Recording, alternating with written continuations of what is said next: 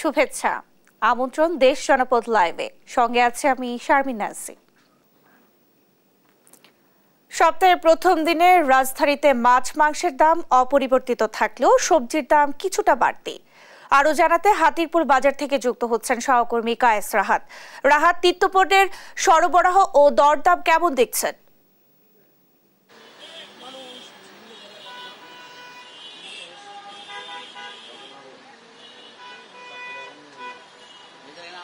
ধন্যবাদ। এই মুহূর্তে আমি রয়েছি হাতিরপুল বাজারে এবং যেমনটি জানেন যে নিত্যপণ্যের যে বাজার দর সেটি কিন্তু খুব একটা যে ওঠানামা করছে এমনটি দেখা যাচ্ছে না। এবং আমরা এখানে আসার পর যেটি দেখেছি যে চালের বিভিন্ন জাত ভেদে তাদের যে দাম দরটি ছিল সেটি মোটামুটি স্থিতিশীল রয়েছে। যেখানে মিনিকেট চালের কথা বলা হচ্ছে সেটি 70 টাকা কেজি এখনো বিক্রি হচ্ছে, অন্যদিকে বাসমতি চালটি 90 টাকা কেজি বিক্রি হচ্ছে। পোলাওয়ের চালটি তারা বলছেন যে কিছুটা তাদের যে কোয়ালিটি ভেদে সেটি তারা 135 140 এরকম বিক্রি করছেন বা 130 বিক্রি করার কথাও তারা বলেছেন। এবং অন্যান্য দিকে যে অন্যান্য চালগুলো রয়েছে যেমন 28 বা এই ধরনের যে চালগুলো রয়েছে সেগুলো সাধারণত 58 60 এরকম টাকায় তারা বিক্রি করছেন। অন্যদিকে মশলা জাতীয় যে পণ্যগুলো রয়েছে যেমন পেঁয়াজ রসুন সেগুলোর ক্ষেত্রে যদি আসি তাহলে পেঁয়াজের দামটি মোটামুটি আগের কাছাকাছি রয়েছে। যেখানে দেশি যে পেঁয়াজ সেগুলো 120 থেকে 110 টাকা এরকম বিক্রি করা হচ্ছে এবং আমদানিকৃত যে পেঁয়াজগুলো রয়েছে সেগুলো কিন্তু বিক্রি করা হচ্ছে 100 টাকা কেজি। এবং আদা আগের মতোই রয়েছে, যেখানে 300 টাকা ছিল সেটি এখনো 300 টাকায় অপরিবর্তিত রয়েছে। এবং রসুন বা যে অন্যান্য মশলা জাতীয় পণ্যগুলো ছিল, রসুনের ক্ষেত্রে এটি আগেও 220 টাকা ছিল, এখনও সেটি 220 টাকায় রয়েছে। এরপর আমরা দেখেছি যে শাকসবজির বাজার বা অন্যান্য যে বাজারগুলো রয়েছে সেই বাজারগুলোর ক্ষেত্রেও দাম কিছুটা অপরিবর্তনীয়, যদিও কাঁচামরিচের দামটি আগের তুলনায় অনেক বেশি বেড়ে গিয়েছে। আগে যেখানে ছিল কাঁচামরিচ 240 টাকা, সেখানে এখন আমরা আজকে এসে দেখেছি যে কাঁচামরিচের দাম 300 টাকা হয়ে গিয়েছে। এবং ডজন প্রতি ডিমের দামটি আগের তুলনায় কিছুটা বেড়েছে। যেখানে ডিমের দাম ছিল আগে 145 টাকা, সেখানে এখন সেটি হয়ে গিয়েছে 150 টাকা বা ক্ষেত্র বিশেষে 155 টাকা এরকম হয়ে গিয়েছে। অন্যান্য দিকে মাছ মাংস বা এগুলোর ক্ষেত্রে যদি যাই তাহলে মাছের দামটা কিছুটা স্থিতিশীল, অন্যান্য দিকে কিছুটা কমেছে মাছের দাম ওনারা বলছেন। বিশেষ করে ইলিশ মাছ যেগুলো ছিল সেগুলো কিছুটা কমেছেন। এবং গরু মুরগি এই ধরনের যে ছিল সেগুলো মোটামুটি স্থিতিশীল বলা যায়। গরুর দামটা আগে যেখানে ছিল 800 টাকা সেখানে এখন এটি 750 টাকা, এবং দেশি মুরগিরটি আগে যেখানে ছিল 700 টাকা সেটি এখন 550 টাকা। অর্থাৎ হাতিরপুল এই বাজারটি ঘুরে আমরা দেখেছি যে কয়েকটি পণ্য বাদে বাকি যে পণ্যগুলো ছিল সেগুলোর দাম মোটামুটি স্থিতিশীল অথবা কিছুটা কমেছে। আর অন্যান্য যে পণ্যগুলো ছিল বিশেষ করে যেগুলো আমদানি নির্ভর সেগুলোর দাম এখন হয়তো আরও বাড়তে পারে এমনটা আশঙ্কা করছেন যারা এখানে বিক্রেতা রয়েছেন তারা। হাতিরপুল বাজার ঘুরে এই ছিল আমার কাছে সর্বশেষ পরিস্থিতি। রাহাত, আপনাকে ধন্যবাদ। দর্শক, রাজধানীর হাতিরপুল থেকে আমাদের সঙ্গে যুক্ত হয়েছিলেন সহকর্মী কায়েস রাহাত। মাছ মাংসের বাজার পরিস্থিতি জানাতে বরগুনা থেকে এই মুহূর্তে আমাদের সঙ্গে যুক্ত হচ্ছেন সহকর্মী রিয়াজ আহমেদ মুসা। মুসা, বাজারে মাছ মাংসের দাম কেমন দেখছেন? এ নিয়ে ক্রেতা বিক্রেতারা কি বলছেন, বিস্তারিত জানাবেন। অসংখ্য ধন্যবাদ। আমি এখন রয়েছি বরগুনা পৌর বাজার এলাকায়। এখন ইলিশের ভরা মৌসুম, যদিও ইলিশের কিন্তু দেখা মিলছে না। এবং বাজারে আমরা এসে যেমন চিত্র দেখতে পাচ্ছি যে ইলিশ এখন আষাঢ় শ্রাবণে ইলিশের ভরা মৌসুম থাকলেও পর্যাপ্ত ইলিশের সরবরাহ না থাকার কারণে ইলিশের দাম কিন্তু বৃদ্ধি পেয়েছে এবং যে কারণে ক্রেতারা কিন্তু হতাশা ব্যক্ত করছে। আমরা একজন সরাসরি বিক্রেতার সাথে কথা বলার চেষ্টা করব। ইলিশের সরবরাহ কেমন এবং দাম কেমন দেখছেন? দামটা অনেক বেশি আর ক্রেতা খুবই কম, আর মাছটা বেশিরভাগই ঢাকা চলে যায়, তার জন্য আমাদের এদিকে দাম বেশি। ঢাকা না গেলে আরো মাছটার দাম কম থাকতো। যেমনটা শুনছিলেন যে আসলে ইলিশের দাম কিন্তু অনেকটাই চড়া রয়েছে এবং যে কারণে ক্রেতাদের নাগালের বাইরে 1 কেজির যে ইলিশ সেই ইলিশগুলো এখন বিক্রি হচ্ছে 1800 থেকে 1900 টাকা কেজি দরে, যেটি সাগরের যে ইলিশ সেই সাগর ইলিশের দামের মধ্যে কিন্তু 2 থেকে 300 টাকা পার্থক্য থাকে। এবং 700 থেকে 800 গ্রামের যে ইলিশ সেটি বিক্রি হচ্ছে 1100 থেকে 1200 টাকা কেজি দরে। এবং অন্যান্য যে মাছ যেটি সাগর নির্ভর যে মৎস্য ব্যবস্থা এখানে কিন্তু তৈরি হয়েছে এবং পোয়া মাছ বিক্রি হচ্ছে 500 টাকা কেজি দরে। এবং অন্য যে সাগরের মাছ যেগুলো রয়েছে সেগুলোরও কিন্তু সরবরাহ ঘাটতি থাকার কারণে সবকিছুর দাম বেশি থাকে। আমরা যদি একটু বলার চেষ্টা করি যে বরগুনা যেহেতু মৎস্য অধ্যুষিত এলাকা, মাছের সরবরাহ যখন স্বাভাবিক থাকে তখন নিত্যপণ্যের সকল কিছুরই কিন্তু দাম বেশি থাকে এবং দাম কম থাকে, এবং যে কারণে কিন্তু সাধারণ ক্রেতা বিক্রেতাদের মধ্যে হতাশার মধ্যে কাজ করে। এবং মাছ মাংসেও কিন্তু মাংসের বাজারও কিন্তু এখন অনেকটাই স্বাভাবিক রয়েছে, কিন্তু মাছের বাজার স্বাভাবিক না থাকার কারণে বিক্রেতা এবং ক্রেতারা তাদের হতাশার কথাই ব্যক্ত করছেন আমাদের কাছে। এই ছিল বরগুনা থেকে আমার কাছে সর্বশেষ। রিয়াজ, আপনাকে ধন্যবাদ। দর্শক, বরগুনা থেকে আমাদের সঙ্গে যুক্ত হয়েছিলেন সহকর্মী রিয়াজ আহমেদ মুসা। ধীরে ধীরে স্বাভাবিক হচ্ছে দূরপাল্লার বাস চলাচল। এই নিয়ে আরো জানাতে রাজধানীর সায়েদাবাদ থেকে যুক্ত হচ্ছেন সহকর্মী শিউলি রায়। শিউলি, দেশের পরিস্থিতি স্বাভাবিক হলেও যাত্রী সংকটে ভুগছিল দূরপাল্লার বাসগুলো, এখন পরিস্থিতি কেমন দেখছেন? পরিবর্তন হয়েছে কিনা বিস্তারিত জানাবেন।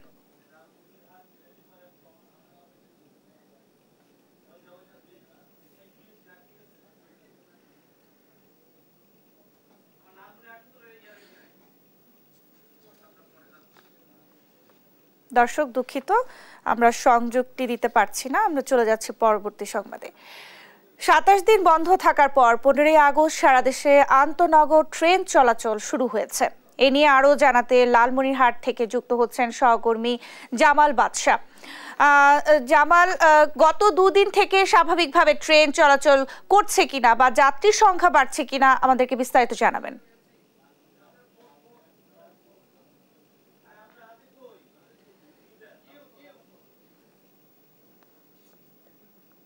আসলে লালমনিরহাট থেকে কিন্তু দীর্ঘ 28 দিন বন্ধ থাকার পর লালমনি এক্সপ্রেস আজকে সকাল 10টায় ছেড়ে গিয়েছে। লালমনিরহাট থেকে মোট দুটি আন্তনগর ট্রেন কিন্তু ঢাকার উদ্দেশ্যে ছেড়ে যায়, একটি বুড়িমারি এক্সপ্রেস, অন্যটি লালমনি এক্সপ্রেস। লালমনি এক্সপ্রেস কিন্তু আজকে চালু হওয়ায় এই এলাকার যে ঢাকাগামী যাত্রীরা রয়েছে তাদের সাথে আমাদের কথা হয়েছে। তারা আমাদেরকে জানিয়েছেন তারা কিন্তু দীর্ঘ 28 দিন পর ঢাকার উদ্দেশ্যে সরাসরি ট্রেন চালু হওয়ার কারণে অনেকটাই স্বস্তি প্রকাশ করেছেন। অনেক যাত্রীদের সাথে আমরা কথা বলেছিলাম সকাল 10টায় যে ট্রেনটি ছেড়ে গিয়েছে লালমনিরহাট এক্সপ্রেস, সেই লালমনিরহাট এক্সপ্রেসের যাত্রীরা আমাদেরকে জানিয়েছেন যে দীর্ঘ 28 দিন ঢাকাগামী কোনো ট্রেন না থাকার কারণে এবং চলমান যে আন্দোলন ছিল সেই আন্দোলনের কারণে কিন্তু অনেকটাই ভোগান্তিতে পড়তে হয়েছিল। তবে আরও একটি ট্রেন লালমনিরহাট থেকে বুড়িমারি এক্সপ্রেস যদি চালু হয়ে যায় তাহলে কিন্তু আরও সহজ হবে যদি ঢাকাগামী যে যাত্রীরা রয়েছেন তাদের ঢাকায় যাতায়াতের জন্য। আমরা লালমনিরহাট রেলওয়ে যে স্টেশন রয়েছে সেই স্টেশনের কর্তৃপক্ষের সাথে কথা বলেছি। তারা আমাদেরকে যেটি জানিয়েছেন যে আগামী 20 তারিখ থেকে কিন্তু বুড়িমারি এক্সপ্রেসও চালু হতে পারে এবং বুড়িমারি এক্সপ্রেস ট্রেনটি যদি চালু হয় তাহলে কিন্তু এই অঞ্চলের মানুষ যে ঢাকা যাতায়াতের জন্য আরো সুবিধা পাবে। আরেকটি বিষয় জানাতে চাই যে লালমনিরহাট থেকে কিন্তু সর্বমোট লোকাল সহ প্রায় 18টি ট্রেন যাতায়াত শুরু করেছে। সব মিলিয়ে লালমনিরহাটের যে ট্রেন চলাচলের যে প্রধান মাধ্যম ঢাকা সহ অন্যান্য সড়কগুলো রয়েছে রেল রুট, সেই রেল রুটে কিন্তু সর্বমোট প্রায় 18টি ট্রেন চলাচল শুরু করেছে। আর লালমনিরহাটের পাশাপাশি কুড়িগ্রাম এবং রংপুর থেকেও কিন্তু ট্রেন চলাচল অনেকটাই স্বাভাবিক হয়ে আসছে। আর রেলওয়ে যে রেলের যে যাত্রীরা রয়েছে তারা যেটি জানিয়েছেন যে লালমনিরহাটের নদী এলাকা এবং ঢাকা থেকে লালমনিরহাট এবং লালমনিরহাট থেকে বুড়িমারি অনেক দূরত্বে হয়, ট্রেন না থাকলে কিন্তু তাদের অনেকটাই ভোগান্তি পেতে হয়। এই ট্রেনগুলো চালু হওয়ার কারণে কিন্তু তাদের যে সুবিধা সেটি কিন্তু আবারও পেতে শুরু করেছে। সব মিলিয়ে ট্রেন চালু হয় এই জনমনে অর্থাৎ ঢাকাগামী যাত্রীদের কিন্তু ব্যাপক সুবিধা হলো এবং বুড়িমারি এক্সপ্রেস চালু হলে কিন্তু এই সুবিধা আরো বেশি পাবে এই অঞ্চলের মানুষ। এই ছিল লালমনিরহাটের রেলওয়ে স্টেশন থেকে সর্বশেষ খবর। ন্যান্সি। জামাল, আপনাকে ধন্যবাদ। দর্শক, এখন আমরা যুক্ত হব জয়পুরহাটে। সেখানে আছেন আমাদের সহকর্মী রেজাউল করিম রেজা। রেজা, গত দুদিন থেকে স্বাভাবিক হয়েছে কিনা ট্রেন চলাচল বা যাত্রী সংখ্যা কেমন দেখছেন বিস্তারিত জানাবেন। হ্যাঁ ন্যান্সি, আমি এখন দাঁড়িয়ে আছি জয়পুরহাটের রেল স্টেশনে। আমি একটা বিষয় জানিয়ে রাখি, জয়পুরহাটের গত যে দেশের চলমান পরিস্থিতির কারণে কিন্তু গত 19 তারিখ থেকে কিন্তু 19 তারিখের রাত থেকে কিন্তু ট্রেন যোগাযোগ কিন্তু সারা বাংলাদেশের সাথে যোগাযোগ বিচ্ছিন্ন ছিল, অর্থাৎ বন্ধ করে দেওয়া হয়েছিল। তো গত 15 তারিখ থেকে সীমিত পরিসরে ট্রেন মেল ট্রেনগুলো এবং একটা আন্তনগর ট্রেন চলেছে। তারপরে কিন্তু গতকাল থেকে কিন্তু পুরোদমে সব ট্রেন কিন্তু চলাচল করছে।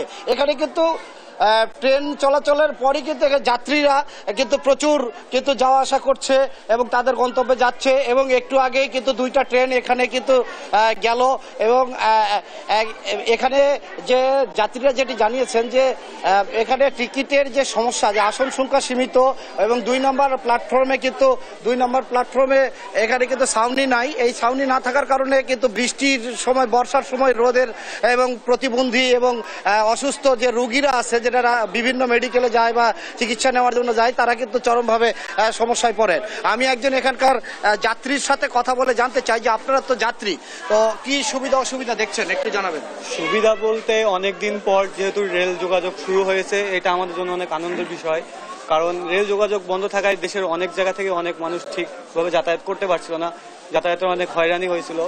এখন বর্তমানে যাতায়াত শুরু হয়েছে, আমাদের সুবিধা হয়েছে, কিন্তু একটি অসুবিধাও আছে। এখানে ম্যাক্সিমাম যাত্রী যারা আছে তারা আসনবিহীন টিকিট নিয়ে চড়ছে, ট্রেনে পরে ঝুঁকিপূর্ণভাবে চড়ছে। এর মাধ্যমে অনেক দুর্ঘটনা ঘটছে অতীতে, বর্তমানে ঘটবে না এটা কোনো আপনার মানে গ্যারান্টি কেউ দিতে পারতেছে না। আমাদের সরকারের কাছে একটাই চাওয়া, মানে যে অভ্যন্তরীণ যে সরকারটা আছে তাদের কাছে একটাই চাওয়া যে ট্রেনের আসনটা বৃদ্ধি করা এবং আমাদের জয়পুরহাটের রেল স্টেশনের দিকে একটু নজর তাদের করা দরকার। কারণ আমাদের রেল স্টেশনের 2 নম্বর যে প্ল্যাটফর্মটা আছে সেটা পুরোপুরি ছাউনিবিহীন। আচ্ছা, ধন্যবাদ আপনাকে। আমি আরেকটা বিষয় জানিয়ে রাখি যে জয়পুরহাটে আমি স্টেশন মাস্টার যে দায়িত্বে আছেন তিনি হচ্ছে রেজাউল ইসলাম, তার সঙ্গে আমি কথা বলেছি যে 500-550 মতো টিকিট এখানে সারা বাংলাদেশের জন্য কিন্তু ঢাকা, রাজশাহী, তারপরে আপনার রংপুর, এদিকে খুলনা, আপনার কুড়িগ্রাম, পঞ্চগড়, মানে সব মিলিয়ে 500-র উপরে এখানে 550-র মতো টিকিট কিন্তু এখানে আছে। বাকি টিকিট কিন্তু আসনবিহীন চলাচল করছে। এই ছিল আমার জয়পুরহাট থেকে ট্রেন চলাচলের সর্বশেষ। ন্যান্সি। রেজা, আপনাকে ধন্যবাদ। দর্শক, জয়পুরহাট থেকে আমাদের সঙ্গে যুক্ত হয়েছিলেন সহকর্মী রেজাউল করিম রেজা। আইন শৃঙ্খলা পরিস্থিতি জানাতে কুষ্টিয়া থেকে নাহিদ হাসান তিতাস ও খুলনা থেকে যুক্ত হচ্ছেন সহকর্মী নূর ইসলাম রকি। প্রথমেই চলে যাচ্ছি কুষ্টিয়ায় তিতাসের কাছে। তিতাস, আইন শৃঙ্খলা পরিস্থিতি কেমন দেখছেন এখন, বিস্তারিত জানাবেন। ন্যান্সি, গত 5ই আগস্ট ছাত্র জনতার গণ অভ্যুত্থানের মাধ্যমে শেখ হাসিনা সরকারের পতন হয়। শেখ হাসিনা সরকারের পতনের পরে কিন্তু সারা দেশের মতো কুষ্টিয়াতেও আইন শৃঙ্খলার কিছুটা অবনতি হয়, কিন্তু সময়ের সাথে সাথে সেই যে পরিবেশ সেটি কিন্তু ইতিমধ্যে শান্ত হতে শুরু করছে, অর্থাৎ স্বাভাবিক হতে শুরু করেছে কুষ্টিয়ার যে পরিবেশ সেটি। আমি রয়েছি কুষ্টিয়ার সবচেয়ে ব্যস্ততম স্থান মজমপুরে। এখানে যদি একটু পরিবেশ দেখাই, যেমন এখানে কিন্তু যা মানুষের চলাচল স্বাভাবিকতা ফিরে এসেছে, যানবাহনও চলছে এবং পুলিশ কিন্তু তাদের যে দায়িত্ব সেটি পালন করছে। কুষ্টিয়ায় যে 7টি থানা রয়েছে, 7টি থানারই পুলিশ কিন্তু নিয়মিত যে কার্যক্রম আইন শৃঙ্খলা রক্ষায় যে পদক্ষেপ সেগুলো কিন্তু গ্রহণ করছে এবং সড়কেও নেমেছে। এর পাশাপাশি যে দোকানঘাটগুলো স্বাভাবিকতার মতোই খুলেছে, অর্থাৎ আমি এখন বলতে পারি যে যত সময় পার হচ্ছে, সময় যাচ্ছে, ততই কিন্তু স্বাভাবিকতা ফিরে আসছে জনজীবনে, অর্থাৎ দোকানঘাট থেকে শুরু করে ব্যবসা প্রতিষ্ঠান যাবতীয় কিন্তু খুলেছে। আর এর সাথে আমি আরেকটি বিষয় জানিয়ে রাখতে চাই, যে আইন শৃঙ্খলার যে অবনতি হয়েছিল গত কয়েকদিন, এই আইন শৃঙ্খলার অবনতি নিয়ন্ত্রণে কিন্তু বিএনপির যারা নেতাকর্মী এবং জামাতের যারা নেতাকর্মী তারাও কিন্তু মাঠে নেমেছে। যেমন মসজিদগুলা তাদের নেতাকর্মী পাহারা দিচ্ছে এবং দোকানঘাট তারা পাহারা দিচ্ছে এবং রাত জেগে যেন কোনো ধরনের কোনো ডাকাতি বা অপ্রীতিকর ঘটনা না ঘটে সেই পদক্ষেপগুলো নিচ্ছে। আমার সাথে জেলা বিএনপির সাংগঠনিক সম্পাদক রয়েছে, আমি তার সাথে একটু কথা বলতে চাই। আসলে আমরা দেখেছি যে আইন শৃঙ্খলা নিয়ন্ত্রণে আপনাদের নেতাকর্মীরা কাজ করছে, আসলে আপনারা কি কি পদক্ষেপ নিচ্ছেন এবং আইন শৃঙ্খলা বিশৃঙ্খলা রোধে কি কার্যকর পদক্ষেপ আপনারা ভূমিকা নিচ্ছেন? বিসমিল্লাহির রহমানির রহিম। প্রথমে দেশ টিভিকে ধন্যবাদ এবং দেশ টিভির কুষ্টিয়া প্রতিনিধি আমাদের স্নেহ ছোট ভাই তিতাসকে ধন্যবাদ। আমি প্রথমেই গত 5ই আগস্ট একটি গণ অভ্যুত্থানের মধ্য দিয়ে আমরা যে একটি নতুন বাংলাদেশ পেয়েছি, প্রথমেই যে সমস্ত ছাত্র এবং জনতা তাদের রক্ত দিয়ে আজকের একটি এই নতুন বাংলাদেশ সৃষ্টিতে ভূমিকা পালন করেছেন, তাদের বিদেহাত্মার শান্তি কামনা করছি এবং তাদেরকে শ্রদ্ধার সঙ্গে স্মরণ করছি। আপনারা দেখেছেন দীর্ঘ 16 বছর একটি রাজনৈতিক দল আওয়ামী লীগ ক্ষমতায় থেকে দেশে যে অন্যায়, অবিচার, জুলুম, নির্যাতন, অত্যাচার, দুর্নীতি করেছেন। আইন শৃঙ্খলার কি অবস্থা এখন? হ্যাঁ, ঠিক আছে, আমি ওই প্রসঙ্গে আসছি, যেটার কারণে আসলে একটি জনরোষের পরিপ্রেক্ষিতে শেখ হাসিনার পতন হয়েছে এবং উনি দেশ থেকে চলে গেছেন। তার পরবর্তী সময়ে আপনারা দেখেছেন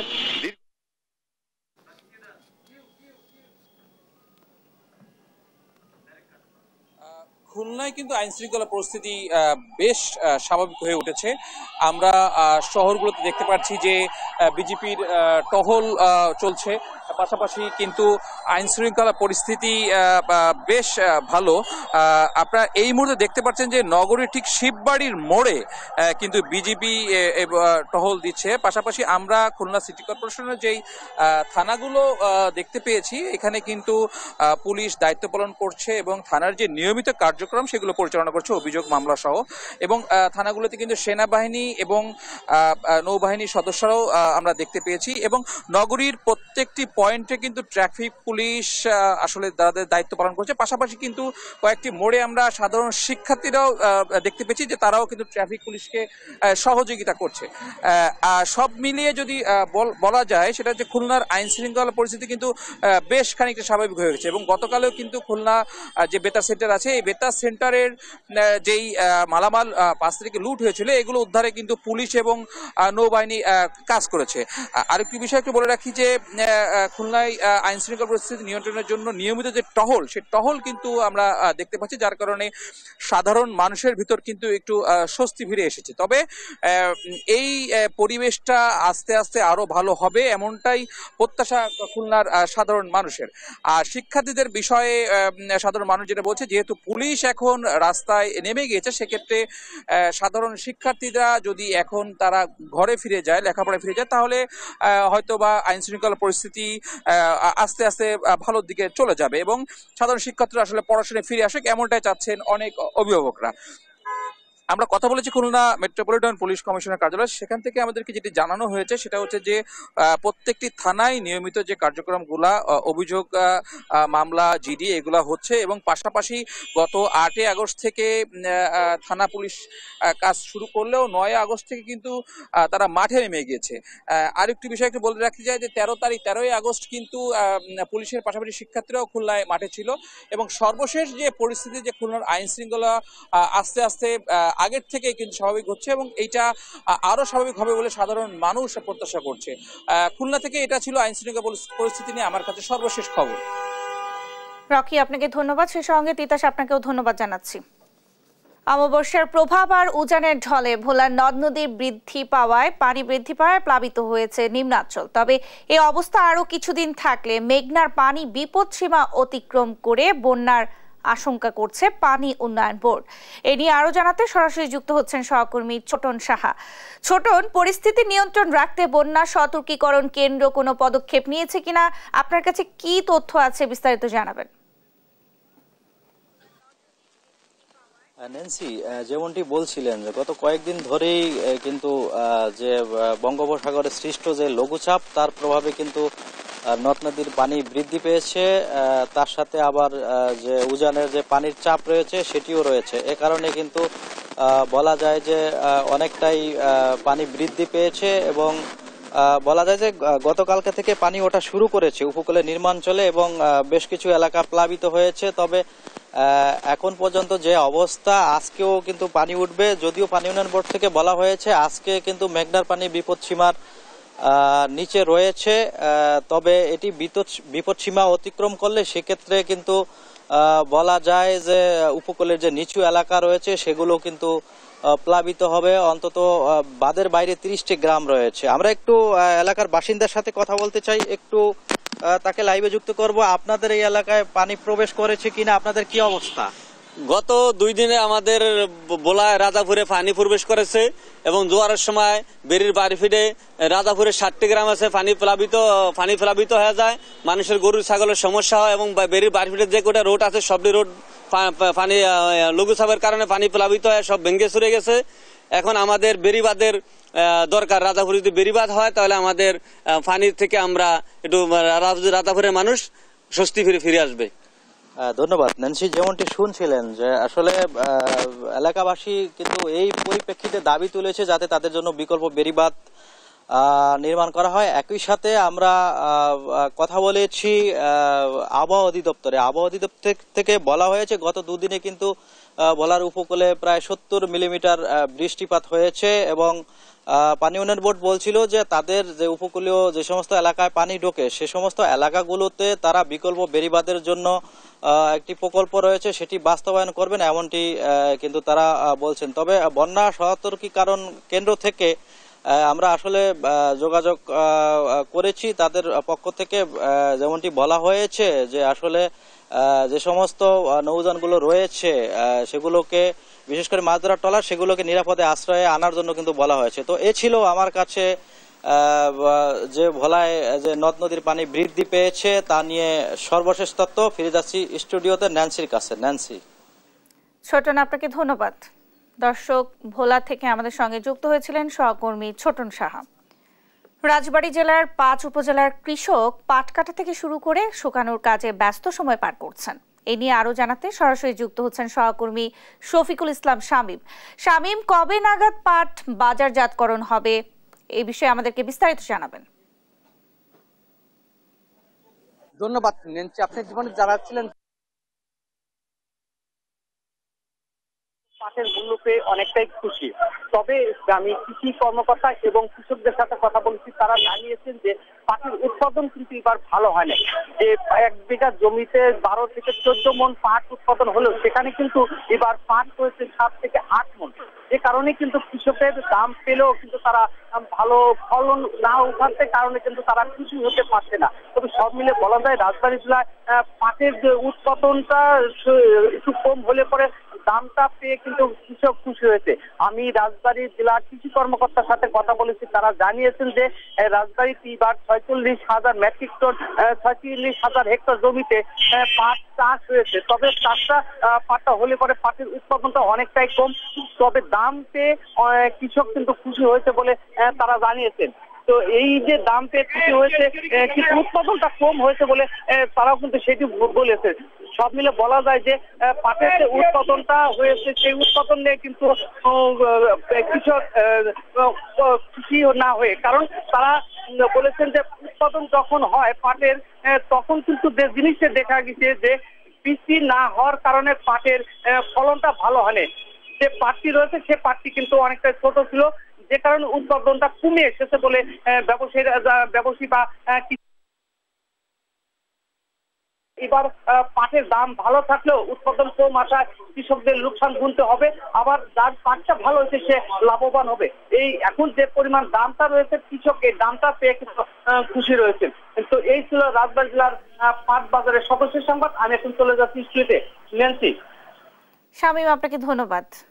দর্শক, রাজবাড়ী থেকে আমাদের সঙ্গে যুক্ত হয়েছিলেন সহকর্মী শফিকুল ইসলাম শামীম। এই ছিল এখনকার দেশ জনপদ লাইভ। পরের বুলেটিন দেখার আমন্ত্রণ রইল। এছাড়া দেশ টিভির সর্বশেষ সব খবর পেতে ভিজিট করুন www.desh.tv। ফেসবুকে আমাদের সঙ্গে যুক্ত থাকুন দেশ টিভি অথবা দেশ টেলিভিশন পেজে। সর্বশেষ সব ভিডিও পেতে ইউটিউবে আমাদের হ্যান্ডেল @দেশ টেলিভিশন অথবা @দেশ টিভি নিউজ লিখে সার্চ করুন। ধন্যবাদ সবাইকে।